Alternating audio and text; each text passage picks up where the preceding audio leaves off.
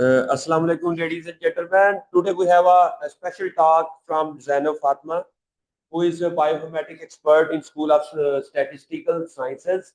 She has huge and wide range of experience in genome-wide analysis techniques in different plant species.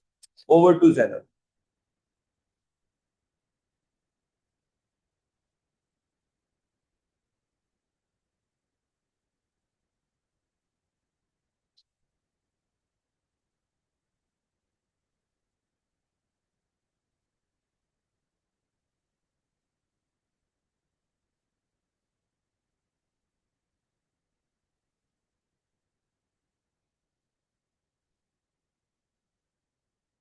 Assalamualaikum.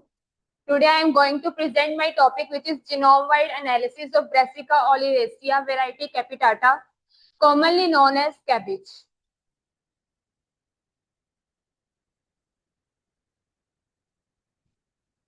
चलिए next movie नहीं करें.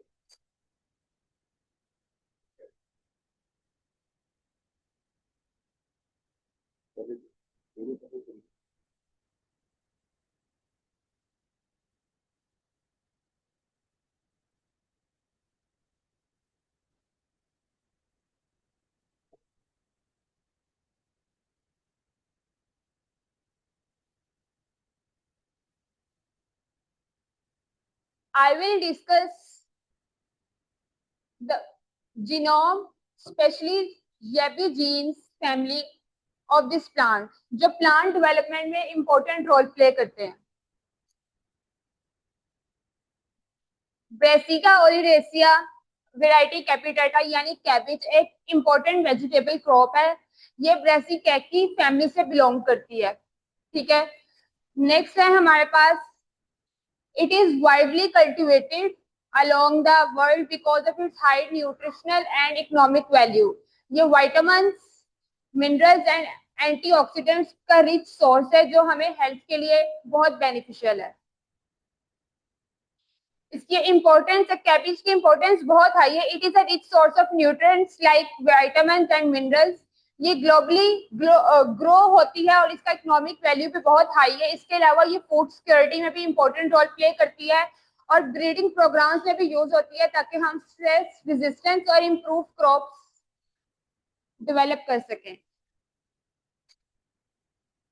Next है हमारे पास याबी gene family का intro. याबी gene family plant specific transcription factors पर base होती है. ये जीन प्लांट का इंपॉर्टेंट डेवलपमेंट प्रोसेस को कंट्रोल करती है, जैसे लीफ फॉर्मेशन, ऑर्गन डेवलपमेंट, और इसके साथ ये जीन्स प्लांट के स्ट्रक्चर और ग्रोथ को रेगुलेट करती है.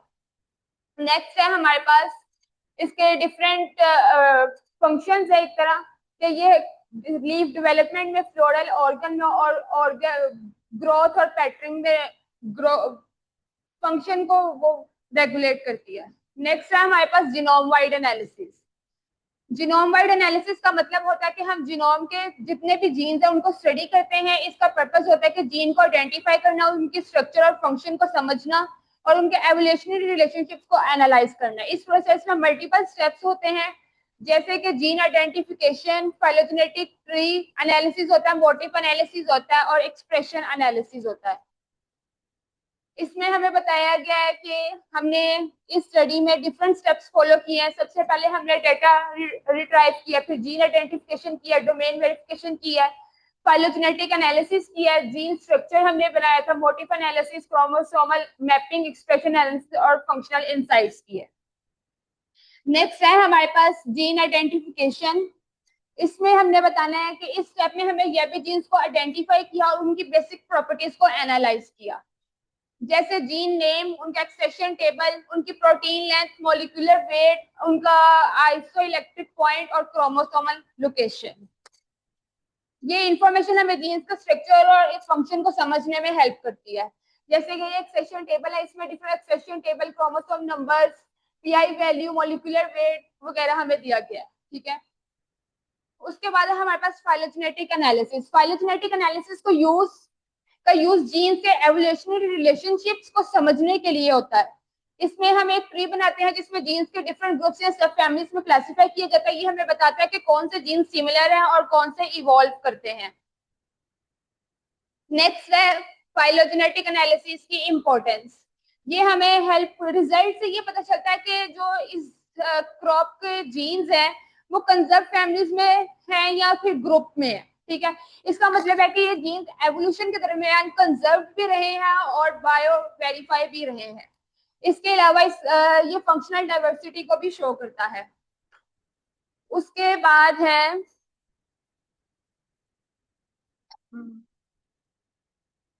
थर्ड थर्ड पॉइंट जो है ना, उसमें ये बताया कि हम जीन फंक्शंस प्रिडिक्ट करते हैं by comparing with non genes, जैसे कि हमने इसको कंपेयर किया था अरेबिडोप्सिस थलियाना के साथ। नेक्स्ट है हमारे पास ये फाइलोजेनेटिक ट्री था। इसमें रिजल्ट से पता चला है कि इस जो क्रॉप था इसके जीन्स कंजर्व फैमिलीज में है, ये ग्रुप में है। इसका मतलब है कि जीन्स एवोल्यूशन के दरमियान कंजर्व हुए हैं या फिर डाइवर्सिफाई हुए हैं।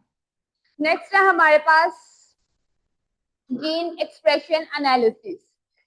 जीन एक्सप्रेशन एनालिसिस में हमने हीट मैप के थ्रू की गई थी। इसमें हमें पता चला था कि कौन से जीन्स एक्टिव हैं और कौन से जो टिश्यूज हैं वो एक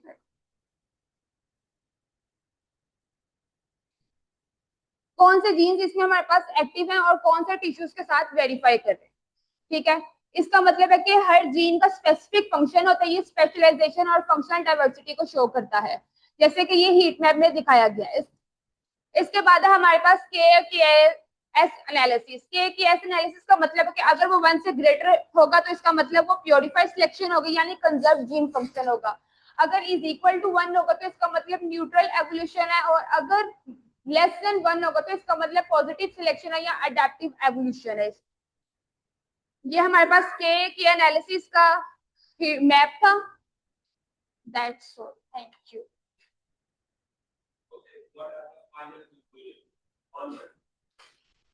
फाइनल कंक्लूजन इसका ये था सर कि इस स्टडी प्रोवाइड मतलब valuable insight into the structure, evolution and functional role of YAPI genes in cabbage. So, what is the specific research that are found in cabbage that is different from all others? What are the conclusions?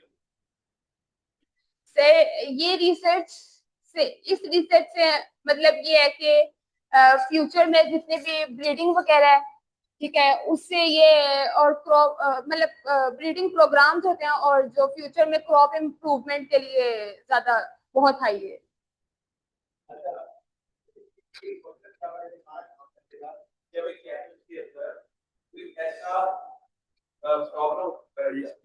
YAPI gene है, मकसद क्या था? Why we conduct this analysis in cabbage? What should be the objective of this research?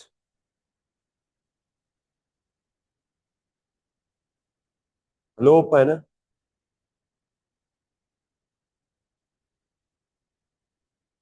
AC चल रहा है? Okay. Ji Khadija, what should be the objective of this research?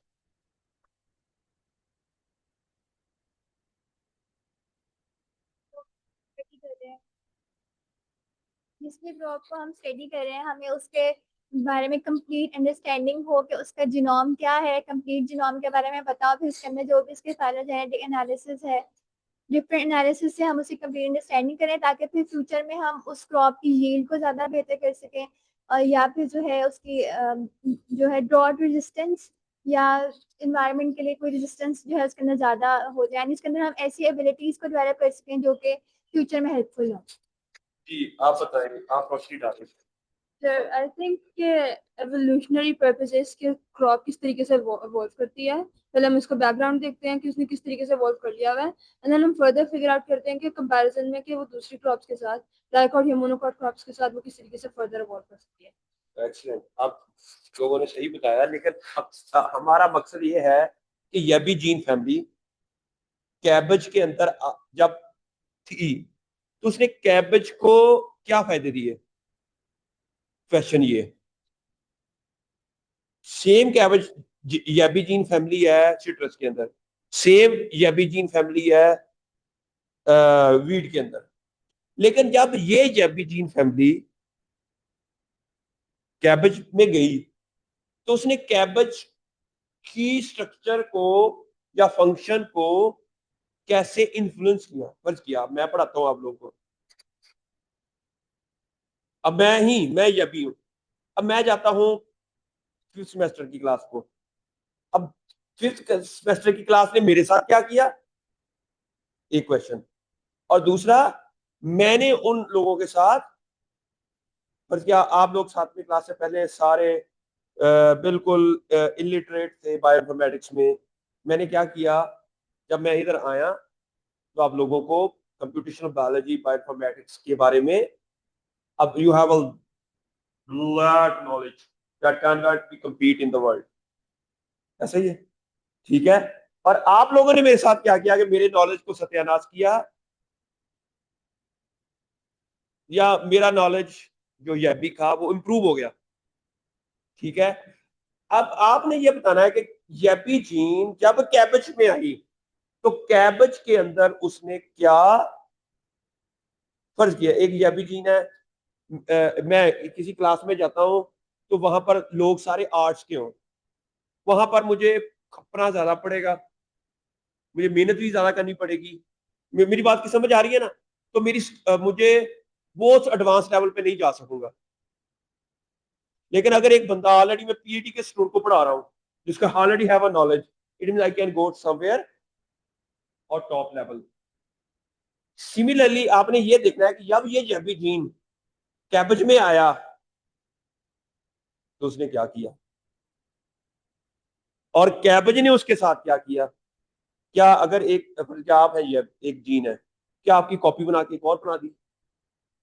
हमने cabbage ने कहा कि मुझे ना जो कैबेज का फ्लावर है ना उसकी डेवलपमेंट ज्यादा चाहिए, आप फ्लावर से रिलेटेड जीन है। हमने कहा कि ये एक लेबर काम नहीं कर रही सही, हमें दो लेबर चाहिए, एक ने कैबेज का पेटल बनाना है, एक ने कैबेज का गोल वो और उसके अंदर नंबर ऑफ सेल डिवीजन ज्यादा करनी है। तो हमने सोचा कि नहीं, नॉर्मली 6 जीन्स होते हैं, यहां पर 8 होंगे।